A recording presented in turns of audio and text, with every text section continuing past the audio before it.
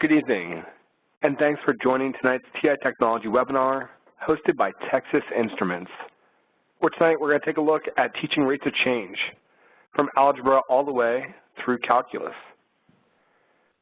My name is Mike Houston, and I'm the moderator for this event.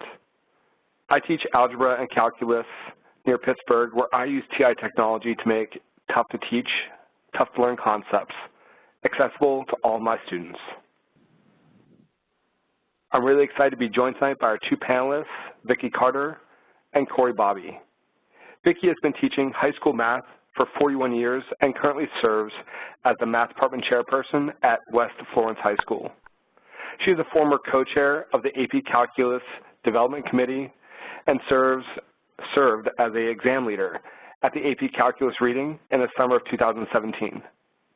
Vicki received the T-Cube Leadership Award in 2015 and has served on the TI-Nspire authoring teams and has presented at many international, national, and regional conferences in the areas of technology, calculus, and statistics. Vicki, thanks so much for being with us tonight. It's a pleasure to be with everyone tonight. And Corey is in his 20th year in education and currently teaches Algebra 2, Geometry, and AP Calculus. Since joining the T-Cubed community in 2001, he has worked on curriculum development and workshop instruction, as well as creating online courses and videos for TI-Nspire technology. Corey, we're really excited to have you with us tonight. Thanks, Mike. I'm glad to be here. We're expecting a large crowd, so your audio is muted. Feel free at any time to send any questions to Corey or Vicki using the Q&A window on the right side of your screen. As a reminder, this session is being recorded, and we'll provide a link to the event certificate of attendance, as well as the documents that are being used tonight at the conclusion of the event. The best way to follow along tonight is just sit back, relax. We'll be sending out an email in a couple days, and in that email will be a link to the recording, as well as the link to the documents as well. And that way you can really follow along at your own pace and pause and rewind the recording as necessary. We hope you don't have any audio issues, but in the event that you do, find your name in the participant window. In that same window, there will be an icon that looks like a phone. By clicking that icon, you'll receive call-in information, and you'll be able to call in to the webinar using your phone, which should eliminate any further audio issues. At this point, Corey is going to discuss our agenda. Well, we have a really packed agenda tonight. You've already met us. I'm from Arkansas and Vicki's from South Carolina, so you'll learn a little bit about us as you go, I'm sure. So that might explain some of our accents. Then we're going to go through we're going to build back and forth. We're going to look at rates of change from algebra to calculus, like the course description. We're going to bounce back and forth between the Nspire and the 84, starting with ratios on the Nspire, looking at some applications. Then ultimately we're going to build secant lines. So we're going to transition to the calculus in the second half. And I am going to go back to the 84 and do some of the animation that we're used to seeing on the Nspire on the 84. And then finally, if time permits, we're going to look at a couple interesting applications from calculus, including the mean value theorem and the derivative analysis. And then I think Mike's got some prizes for you at the end. Thanks so much, Corey. And Vicki will discuss our expected outcomes. Okay, one of the things that we want to make sure everyone understands is how rate of change is a very important topic all the way from middle school math through algebra, and then it gets into calculus, and it's just everywhere.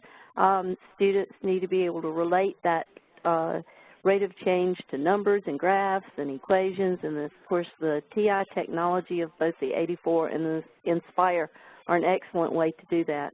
So we're going to look at some models and some applications and some contextual problems, and then just some good graphs and how we can talk about rates of change there.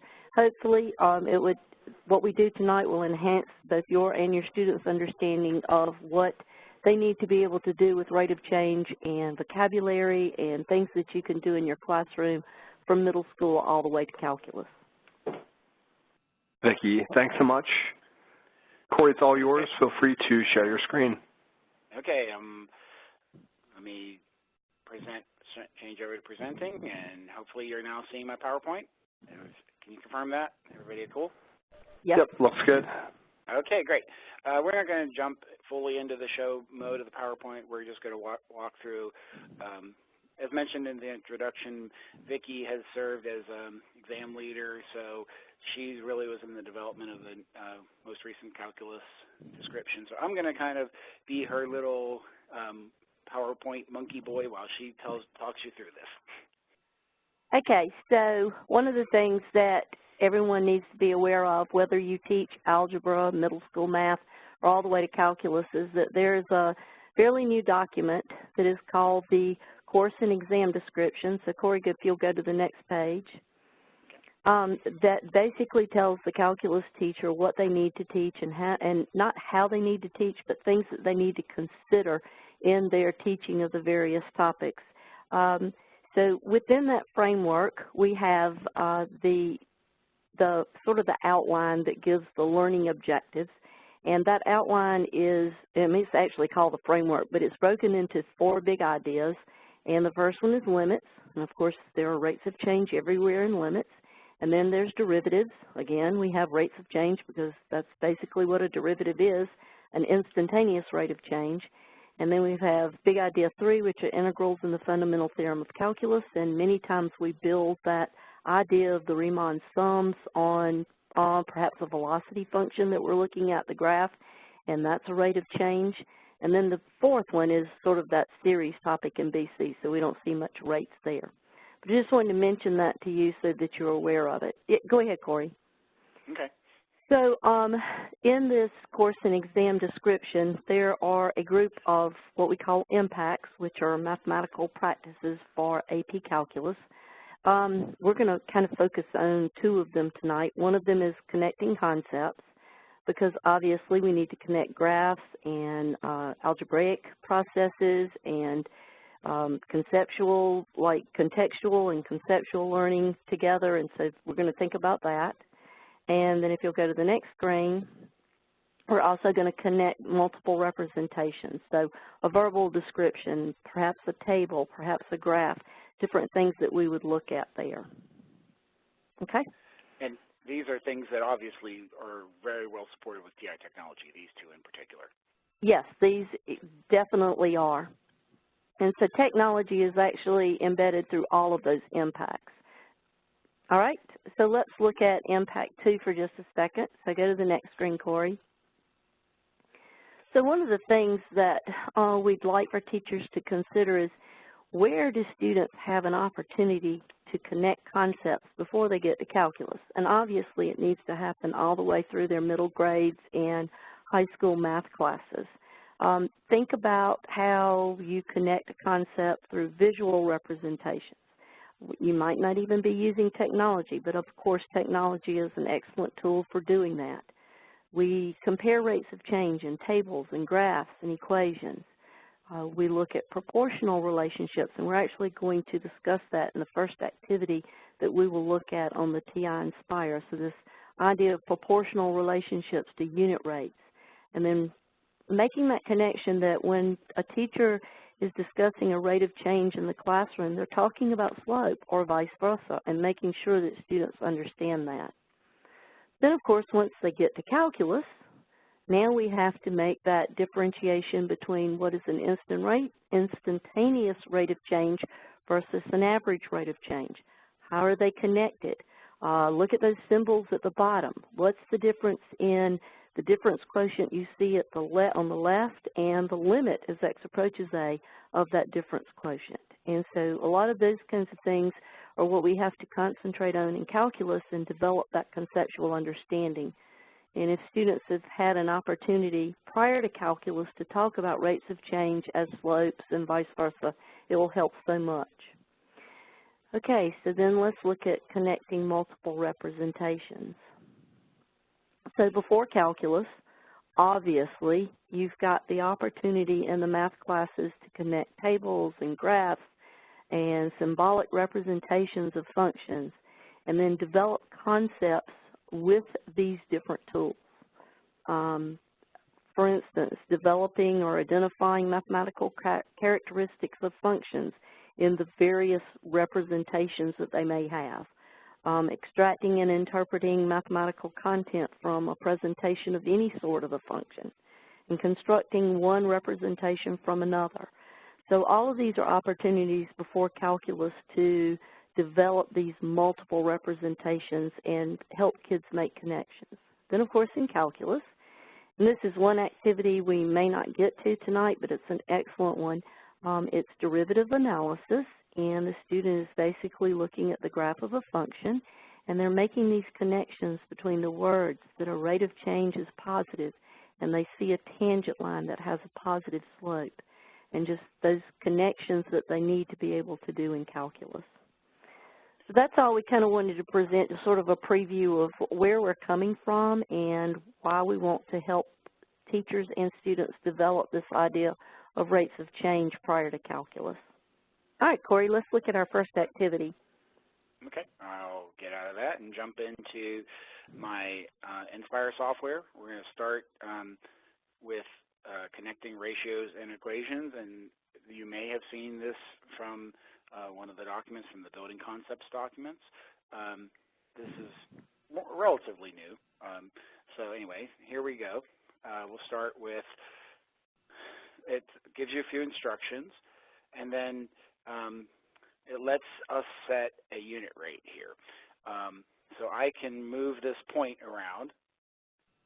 I can move it and change it to whatever unit rate I like. I think it was there to begin with. I could also control it with the arrows to set a unit rate. Do you have a preference, Vicki, or? No, just that let me give just a little preview of what, we're not going to go through a lot of this document. We would just want you to see it. But one of the focuses, there's one focus, but the focus, there's several parts of this document. It's the connection between ratios, the slope of a line, a constant of proportionality, and unit rates, and then how to connect all of that to the equation of a line. And if you think about it, that's some really powerful ideas that are being all wrapped up in this one document. So there are a lot of guiding activities that you would have access to when you download this from the TI website. So we're just going to look at a couple. So, Corey, let's try this. Let's see if we can do a unit rate of, let's see, how about so that we have a slope of 3. We want a slope of 3, so I would need to, how about there? That looks 3 great. over 1. Okay. So and now, okay, go ahead.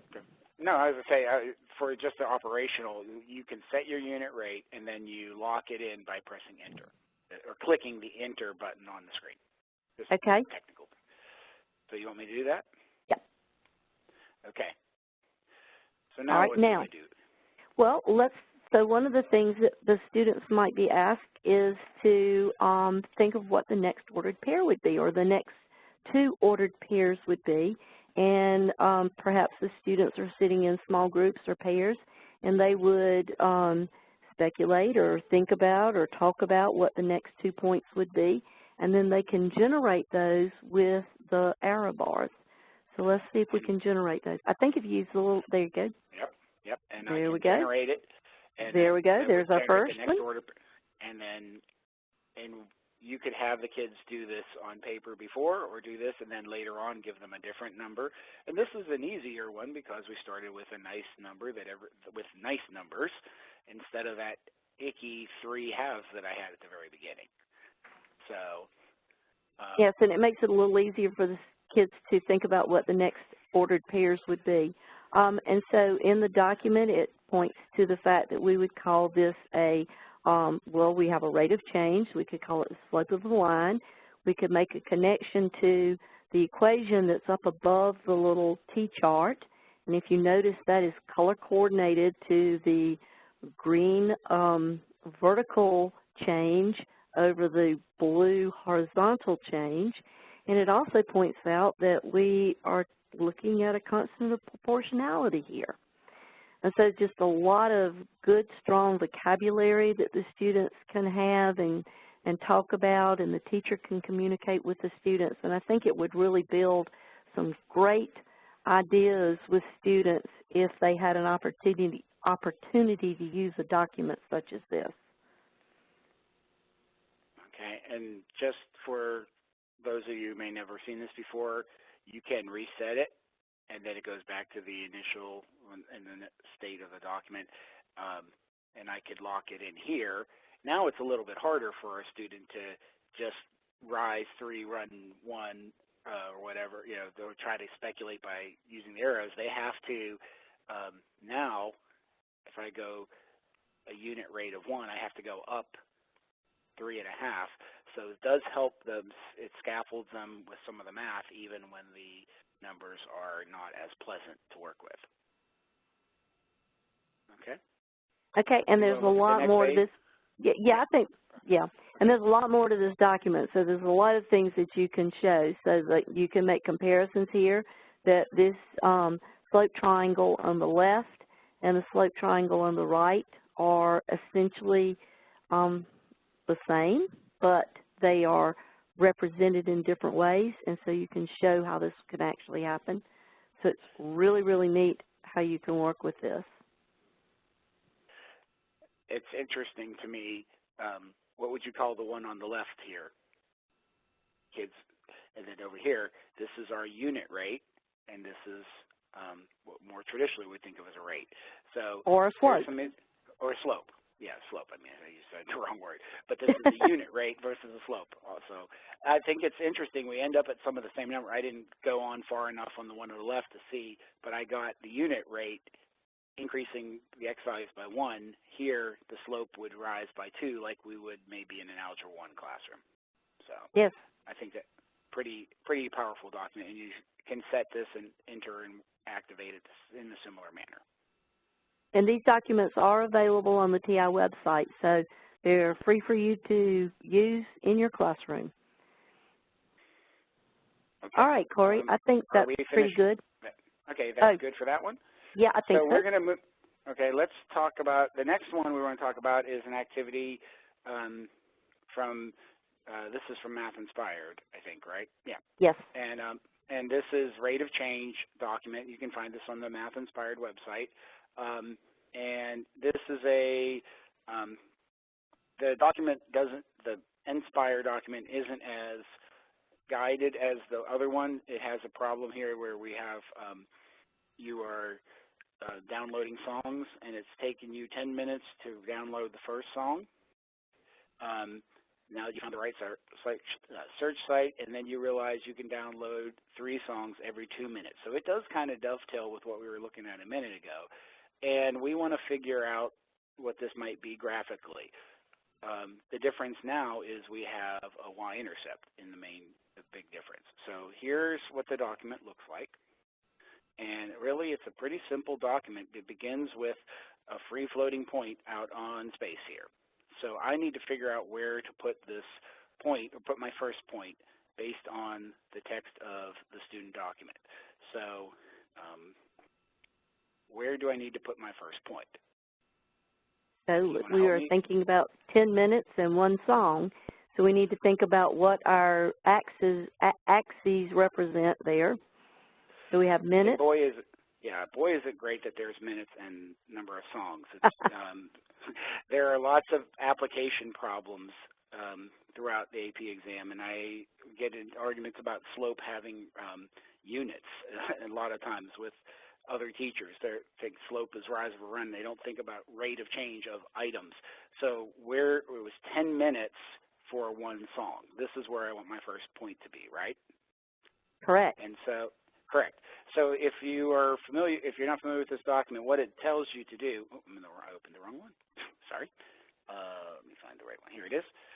So when you're reading this document, it tells you a little bit what to do. You can read through this if you download it. You mark the first one by, I'm going to mark my first point by pressing Control decimal point. And what that will do is it'll leave a point here. So if I hit Enter or Control decimal point and then go over here and grab this point, I have a mark there. So I have my first point at 10:1. And now I need to figure out what to do where to go for the next one. Oops, I keep going to the wrong one, sorry. So then I read the rest of the problem. It says, you realize you can download 3 songs every 2 minutes. So that is a really interesting way of saying it. And I think one of 2 things is going to happen with kids. They're going to say, okay, well, I got to go 3 over and up 2 and end up there. Or my guess is from that point, they're going to go over 2 and up 3. Which one is it? Well, we need to download 3 songs in 2 minutes, so let's go over 2 and up 3. Exactly, and but I think it's where the units come in play, and it's really important. If you don't understand what the axes are labeled, and we don't do, how often do you do this in your classrooms, where do you actually write the verbiage of what's on there? So that's one thing I do like about this document a lot, that it does that. So I'll mark that second point at 12:04, and then I'm going to go over 2 more minutes and up 3 more songs. So if I really understand the context of what I'm doing, it helps me as a student to figure out 2 more minutes, 3 more songs. And there's a little bit more interest to this than doing it by hand for some reason. I don't know. I mean, I don't know why a kid would rather sit here and drag a point, press Control-Enter, than count over on a piece of graph paper, but they will. They will sit here and they'll drag this point and get them all, and then they'll be mad when they can't do this next one. Why can't they? Because it's off the screen. So there's just some aspect of this. Now, you could change the rate. You could change the initial amount and have some other fun with this, but this isn't a very difficult document to build, but it's a very important. I saw somebody's flash up of a chat. I can't watch the chat while I'm presenting, but I did catch somebody say that's very important for them to do. And it's hard in an algebra classroom to get kids, you mean I got to plot 3 points? Well, here I just plotted 5 and it was fun. So there's something to this that's worthwhile in my mind. So. Well, and it's also really important that when students are studying, so let's talk about calculus just a second, even though this is basically an Algebra 1 document or maybe even a middle school document. With the calculus, when the students are actually doing their instantaneous rates of change and you've got a contextual situation, they have to realize that they're going to take their Y units, their vertical axis units, and divide it by their horizontal axis units in order to get the units that go with the contextual problem. So this is going to be total number of songs per minute. And then when they start doing integrals, they're going to end up multiplying those. So they've really got to have a deep understanding of how these labels, unit labels on the axes matter, why they matter, and how to use them. And so I think this type of document really guides them there. Yeah, I agree, and that was one of the things I experienced in my workshops this summer. I had a lot of teachers who couldn't or had to really stop and think about it when we were doing different application problems involving slopes. We did bungee jumping Barbie, and it took them a really long time to figure out that the slope was the bands or the distance for each band we added, for example. And that's a great Algebra 1 activity if you've ever done that. And but when I said, what does the slope mean in this context, a room full of teachers were quiet. So talking about slope in terms of units and in terms of that, it's really important. And you're right. And obviously you're right, Vicki, because you know you're involved in the rubrics. But there's always a question about units in the AP exam, and it's usually something per somethings, bananas per whatever, you know. So right. So, okay. Are we ready? Do you want to switch over to? Yes. The 84 now? Yes, because I think what you have in store for them for the 84 is really nice. Okay. Well, thank you. I have a couple things I'd like to talk about, and this is the document that kept popping up that I kept messing around. This is an activity from the 84 documents on the TI website, and it's related to the downloading of songs, and I'm pulling this up mainly to set the stage. I'm going to kind of go my own way. If you've ever met me, you know I never follow a script. Even though I have one in front of me, I kind of do my own thing, and Vicki always is a little nervous when she presents with me because I go off my own way. But here's a scenario where we're going to rent a video game system for 25 cents per hour and $1.50 as a flat surcharge. This obviously is great. I would love to get a video game that cheap, but I'm sure it's not. The amounts are irrelevant. You get this all the time. You would see this if you hired a plumber. You pay a surcharge to get the plumber to come to your house, and then you pay per hour. Mechanics work the same way. Taxis, Ubers work this. Well, I've never been in an Uber, but you get in the taxi, you pay a certain amount, and then you pay per mile. So we have $1.50 flat to get it as a deposit and a quarter each hour. So I am a big calculator nerd. I have been since I was in elementary school. My dad got me one of those really old calculators, and I used to sit there and do something really stupid. And if you've ever seen a kid mashing the button over and over again, I'm willing to bet he's done this. 1, enter, plus 1, enter, enter, enter, enter, enter. I used to sit there and count to like 1 million when I was a young kid.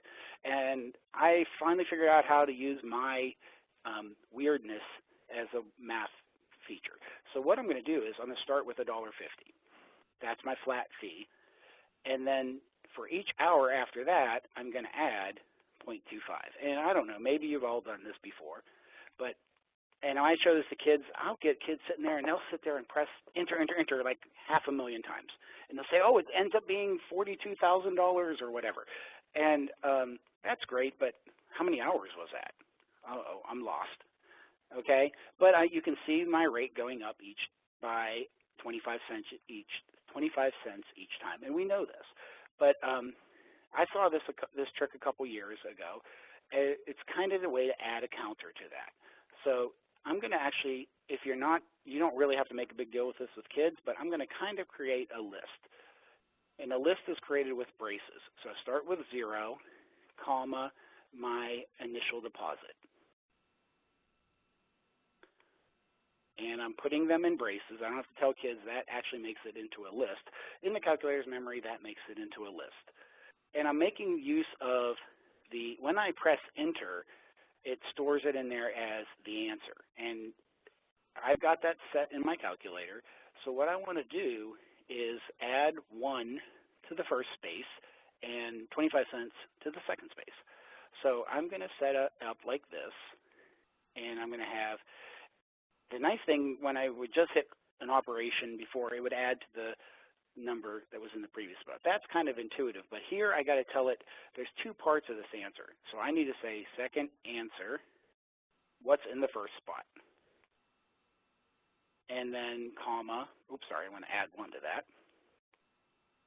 And then I want to add in the second spot, sorry, I need to put a comma, not an E there. I want to add the answer that's in the second spot, add a quarter to that, or 25 cents.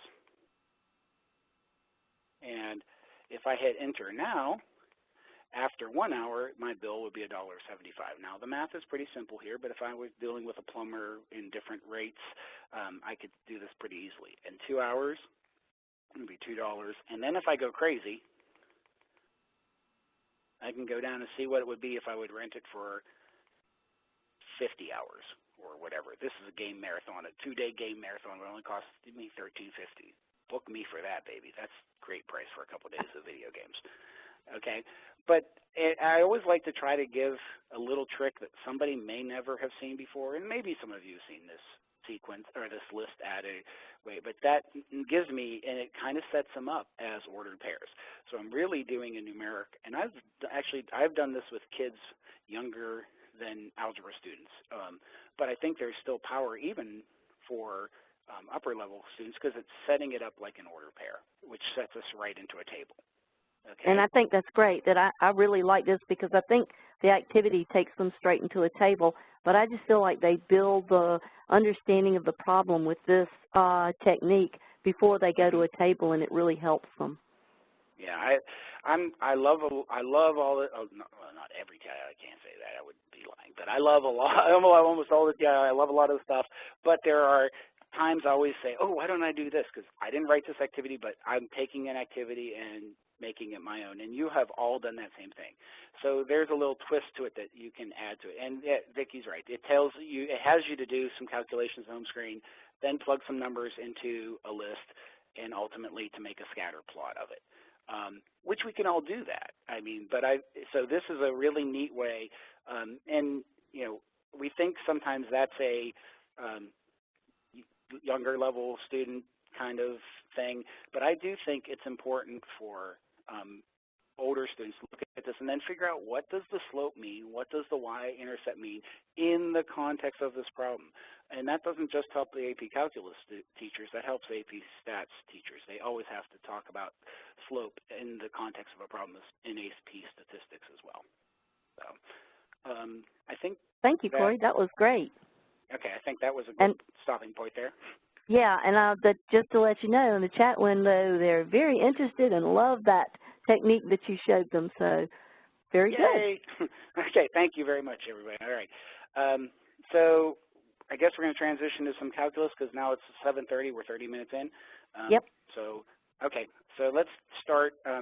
There are about 500,000 of them, of these documents. I'm on a block schedule, and I should have had this open before, but I'm going to go off just for a second, Vicki, I promise I won't. Okay. There are 1 million of these tangent line problem documents out there. This is the one I used this week. I'm on a block schedule. I just started calculus a couple weeks ago. God bless me. I have to finish the whole course by March, and I just started product rule today. But I will be thinking of you. Yeah, well, you know, at least I have 90 minutes a day. But anyway, there are 1 million of these, and this is the file I used with my students just earlier this week, okay? And you can get these. If you want this version, fine. I'll give it to you. You can get 1 million of these on online. But we were going to build one from scratch for you, okay? So we want to build one because I know you can find Math-Inspired documents. So I'm going to walk you through creating it because I thought I'd go a different way. And what I want to do is we're going to be looking at the graph of the square root of x tonight because everybody does it for a parabola, and I don't. If you figured out, I don't do anything the right way. So it's a square root of x. Sorry. Well, I mean, I think it's good for kids to get exposure to other functions because I find out when they get to calculus, they do know a parabola. That's the one they walk in knowing. But all of a sudden, you know, square root of x, cube root of x, and they really hesitate. Yep. So that's why I wanted to. And so Vicki and I talked it over. We couldn't decide on which one to do, so we thought we'd show you a quick way of building it yourself. So I created, if you're not familiar with Nspire, I graphed the square root of x.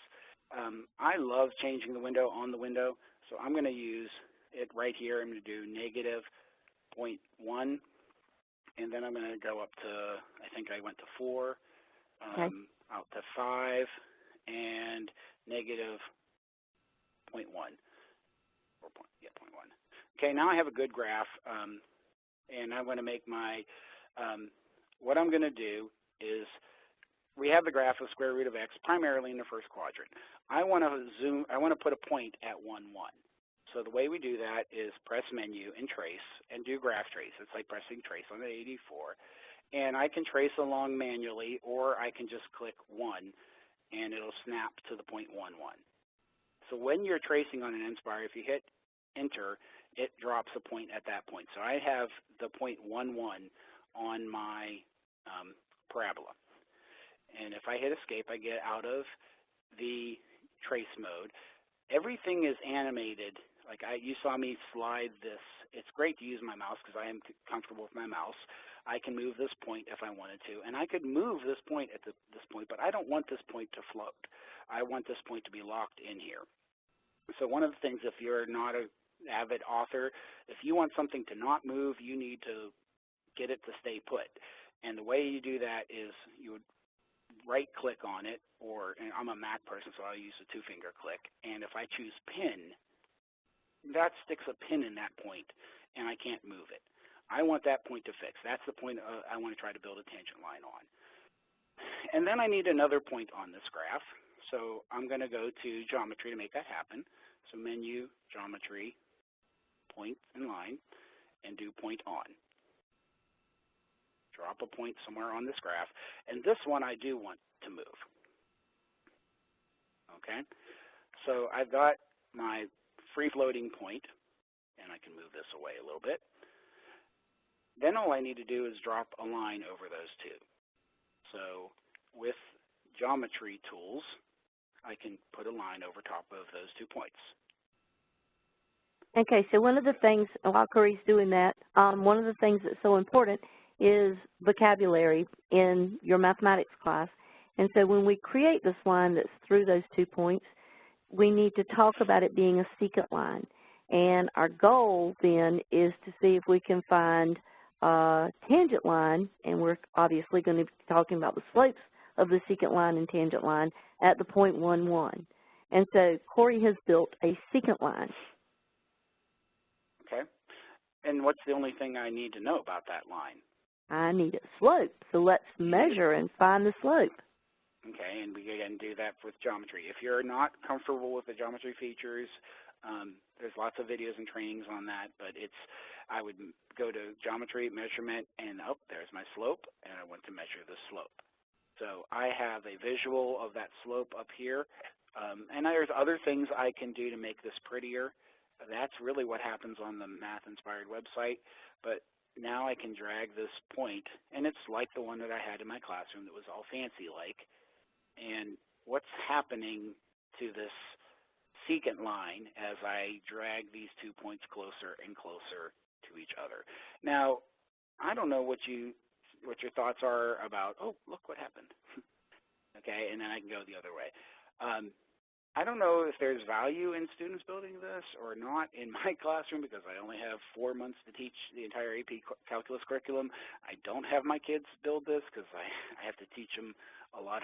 I got to teach at warp speed, but I think there can be some value in having students build this. But even if you don't have students building this, that gives you a little bit of power as a webinar participant to build or at least understand where these are coming from. And maybe you can modify them slightly to meet your needs.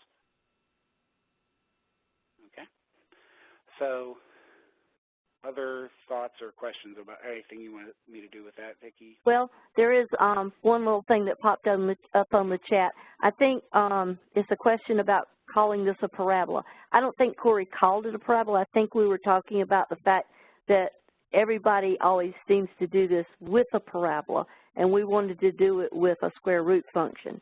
Now, obviously, if you talk about conic sections, this is a parabola, a part of a parabola with a restricted domain so that we can talk about a function here. But I think that's where the parabola came from, was the fact that we didn't want to use a parabola as a classic graph. Yeah, and if I did, it's because I've been at school for 14 hours today. If I've said that, it was a misspoke. It was a misspeak.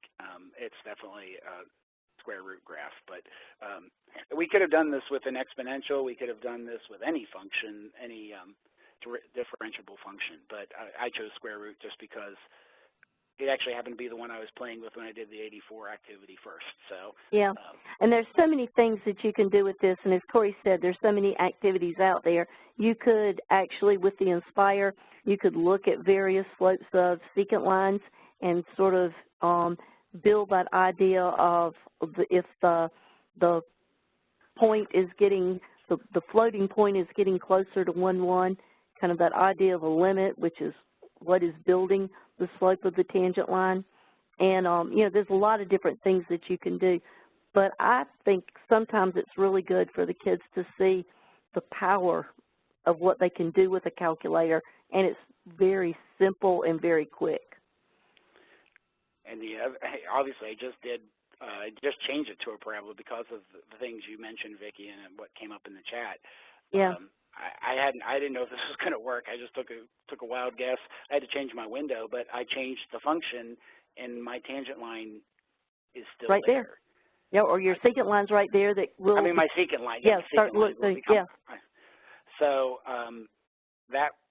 thank you, whoever said that, for challenging me to think about it a little differently. And but how powerful that now I can do this for whatever function. I have it built. I can just simply change this function, and I've got a powerful secant line visual for whichever function I happen to need. Right. Okay, yeah, I think that's great. So let's show them the 84 if you're ready to do that. Oh, did you want to show them the cast, though? Do some of this on the, or do you want to we can, while we're here. We've got time. Okay, yeah, we still have a bit of time because we did want to talk about this numerically. And this is really either way we could do this on the 84 or the Nspire. I can set up a difference quotient using an approximation. So I'm going to set up a fraction, and I'm going to be still doing the square root of x at the 0.11. So I want to set up the square root of x. I'm going to do 1 plus some interval over. And in the when I was there a moment ago, I think I paused at 4.2, wasn't I? How far away was I? Yeah, I was at 4.2. How far away is that? That would be 3 spots away. H in our difference quotient would be 3, right?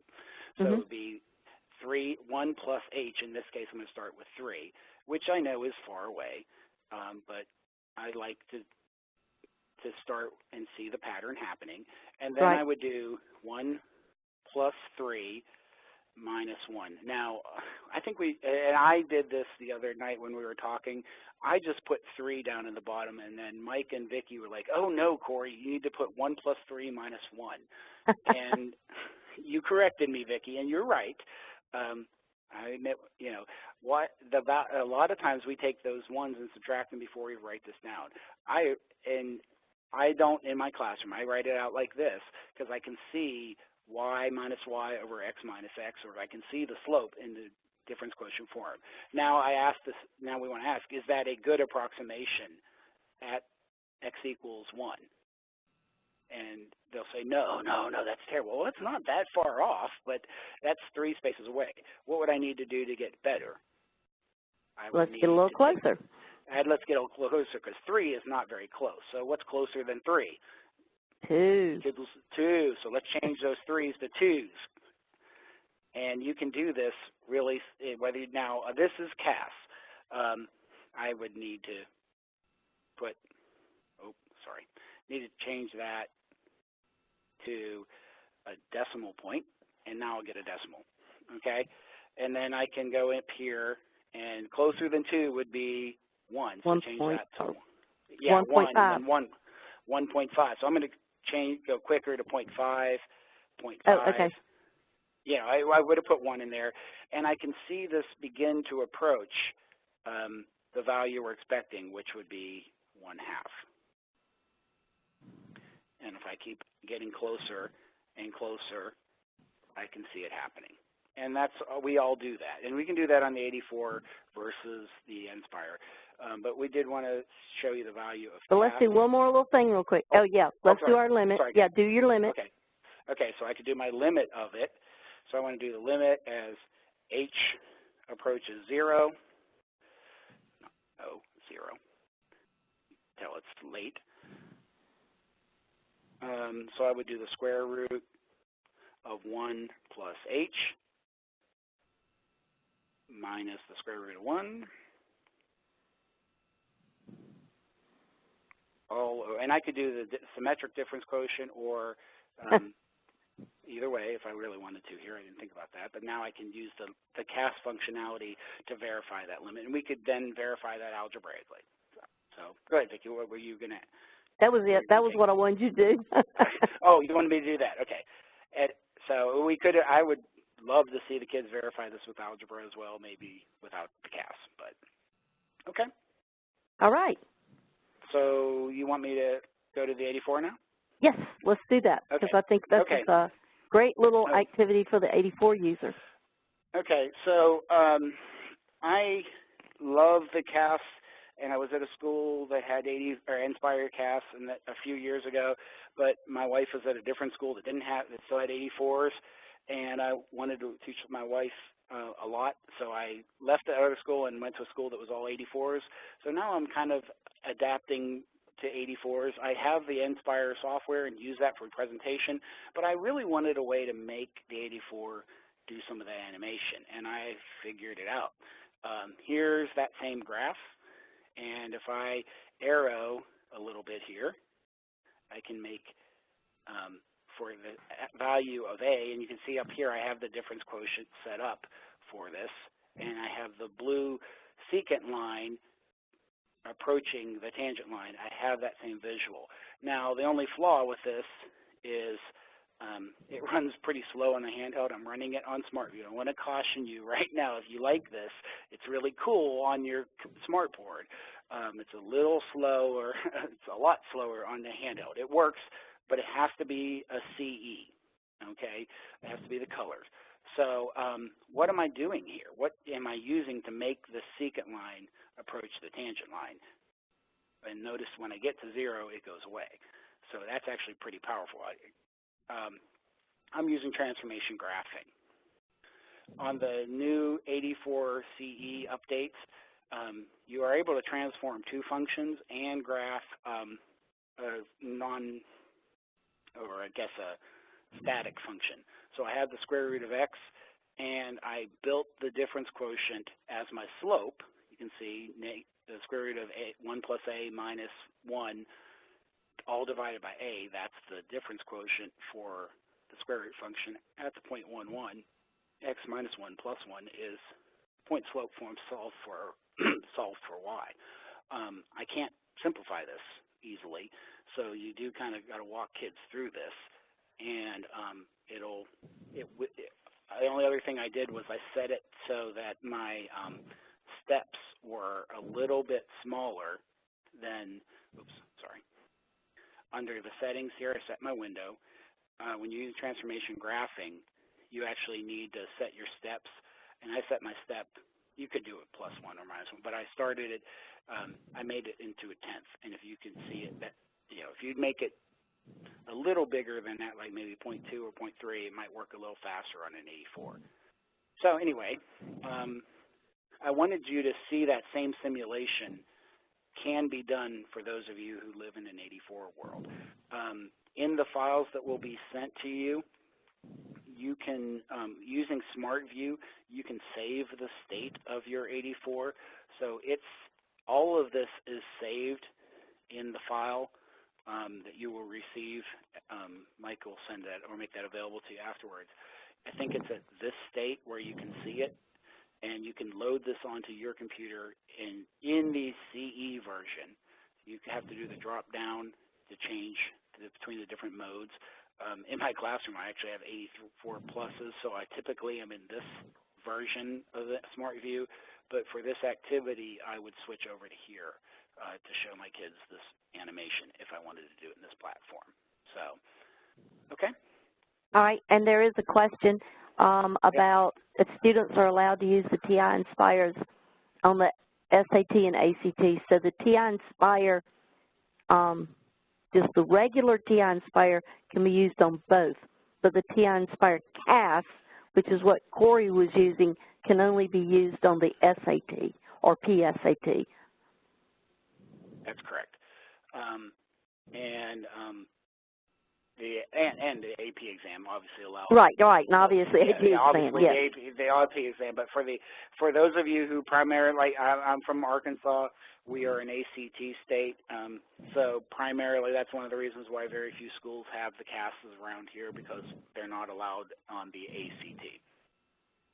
But it's always great for the teacher to have perhaps the TI-Nspire CAS so that they could do some demonstrations to the class, even if the students are using the TI-Nspire numeric.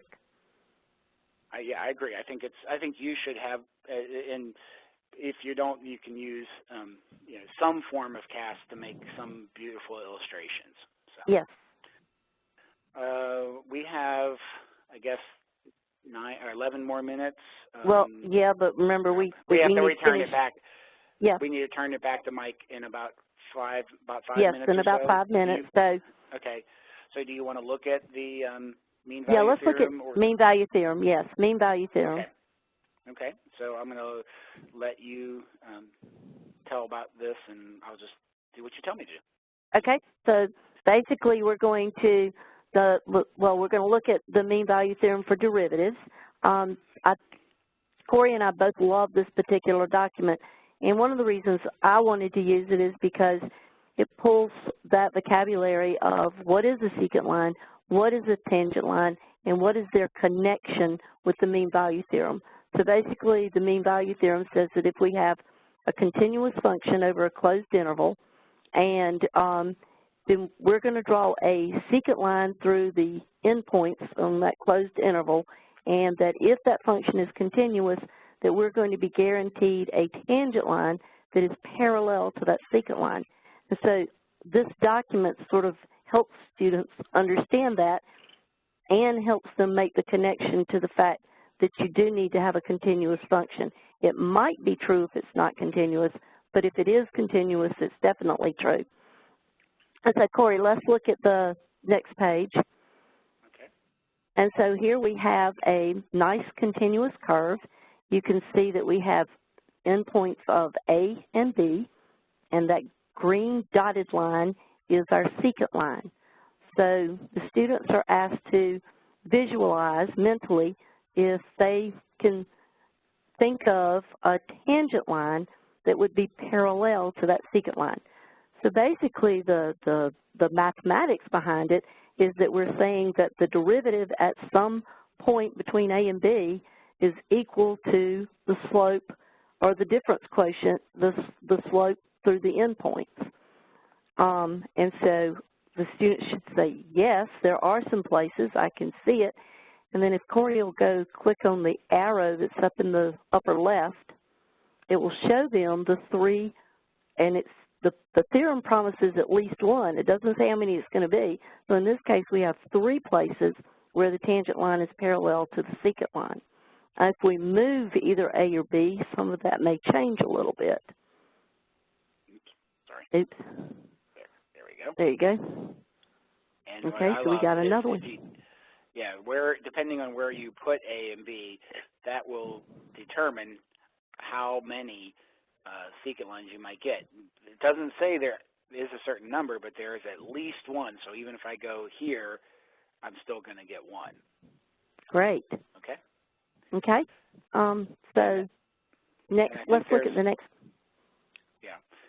So there's this one, and they can visualize it in their head. So I would think it's somewhere down here and up here, and I'm not sure about in here. So when I turn them on, I was kind of right on those 2. Yay. And then let's keep going. Yeah, just keep going. Okay. Okay, so now we have a function that's continuous but not differentiable at the kind of the, well, it's an absolute value of a parabola here, but so I always want to drag the upper point. You have to drag the points on the x-axis. My apologies. I know, yeah. So do you think we have one here? And I clicked it. But it didn't show up. Harder I clicked it. But if we change A a little bit more. Come on, change I think we actually need to change B. There we go. There we go. Okay. There I got one now. I can get one, but I'm not guaranteed one because of this point here. But now I'll be guaranteed when I move B into a smooth area. Yes. But I just think this document works so well to help kids, talk about secant lines and tangent lines and slopes and the connection to continuity and differentiability and what the mean value theorem tells them. And they have such a nice visual to connect to those concepts. All right, Corey, I think it might be about time to turn it back over to yeah, Mike. I do have to turn it. Yep, it's time. Thank you very much, and I'll stop sharing. All right. Thanks so much, Vicki and Corey, for everything you shared tonight. As we begin to wrap things up tonight, if you have any last-minute questions for Vicki or Corey, please try to get those asked. I know they'll do their best to try and get those questions answered in the last couple of minutes here.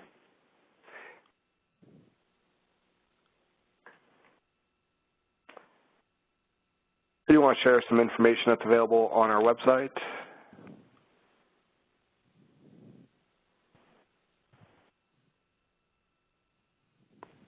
education.ti.com.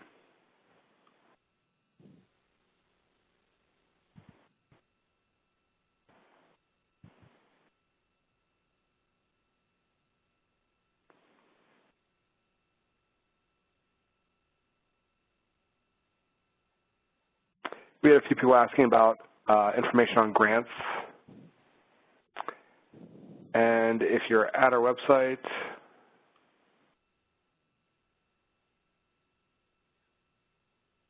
not the UK and Ireland site. Let me try this one more time. I was like, this looks very different than what I'm used to. Yeah, wait a second. Okay, so for some reason, whenever I type in our website, it's jumping to UK and Ireland tonight. We just want to go across the ocean. I know. Well, on our website in the United States, under the Professional Development tab, you can visit the webinars section, and specifically the on-demand webinars. We're in the middle of a 3-part grant writing series. The first part was done on December 12th of 2017. Second part was January 11th of this year, 2018. And part 3 is going to be coming up, I believe, February 8th. It's a Thursday night, 2018. So feel free to go back and view the part 1, part 2, again, for free at your own pace, and that might get you some more information about where you can get some really great resources for trying to write grants.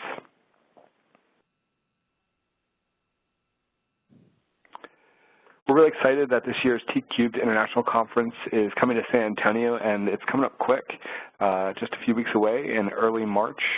I'm pretty sure that there's, I looked at the conference schedule, and there's a really great session that focuses on calculus. Vicki, can you share just a little bit of information about that? Which part? The power of it? session. Oh, yes, on Sunday there is a power session on the sharing basically the people in the know. That it'll be is Steve Kokoska, I think. Tom Dick will be there. Stephanie Ogden, who's the new AP calculus person in charge of the calculus and statistics, she'll be there. And so there'll be some great things being shared on Sunday at the power session. Thanks so much. Last year, whenever I attended, there wasn't a ton of time to do this, but there was a little bit of Q&A at the end, and I thought that was also really important as an AP calculus teacher myself, that I got the chance to actually ask from those that have a lot of experience in AP calculus some of my little maybe idiosyncratic questions, like on scoring certain things. So it was really great to be able to pick your brain and a few other people's brains on that Sunday for a few minutes. So thanks so much for sharing that.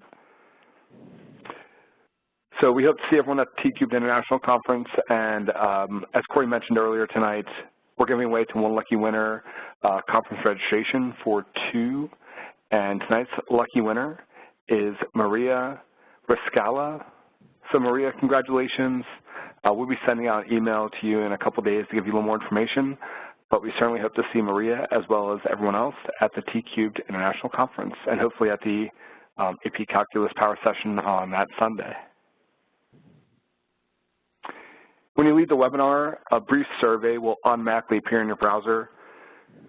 We really listen to your feedback, and we hope you share your thoughts in the post-webinar survey. To receive a certificate of attendance, I'm going to have you click the link in the chat window.